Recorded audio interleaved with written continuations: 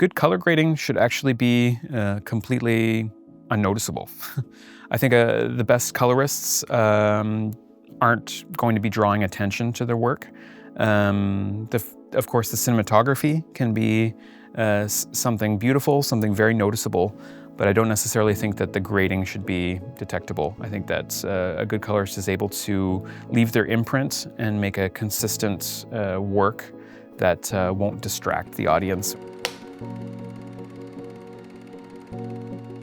My name is Kristopher Paterson, and I'm a senior level colorist.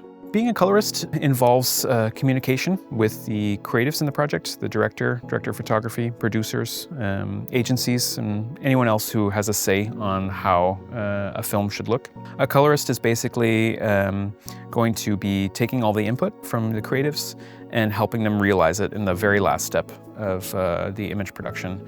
You're responsible for setting contrast, the color tone, and the consistency of a project. So it's you have a high level of responsibility. So as a colorist, you're going to be doing a lot of communication with the creative departments that are responsible for the look of the project.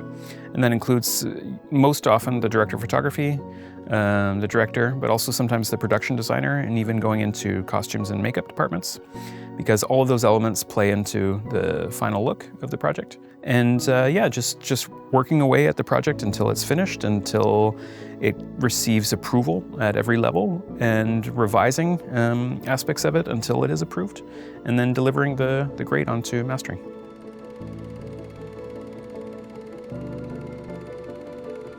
My first job in the industry, that wasn't just myself doing my own projects.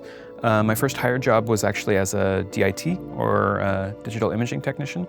And I started off assisting a friend of mine from Canada who is a digital imaging technician in the unions there, who has a lot of experience on bigger sets. And he took me under his wing for a small commercial in a summer I spent in Canada.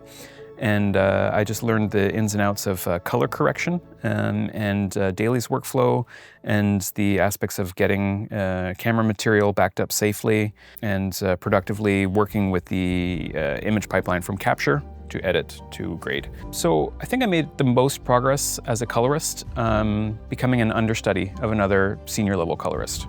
So very early on in my career, I spent a summer with Norman Nisbet, who's another local Copenhagen colorist. And he's done things on Melancholia and The Neon Demon. And he was working on a feature for a summer, and he gave me my first feature film to grade as well. And just seeing how another professional works, both with clients and their workflow process, was probably the most valuable insight I've had in my career, and maybe helped me improve the most out of any other single experience.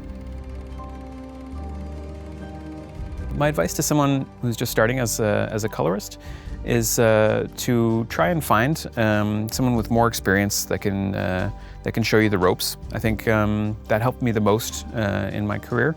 Of course, you can learn on your own, and you can get a really good understanding of the process and make yourself open to a lot of different projects early on. But I think the best advice is by far to find someone that can kind of take you under their wing.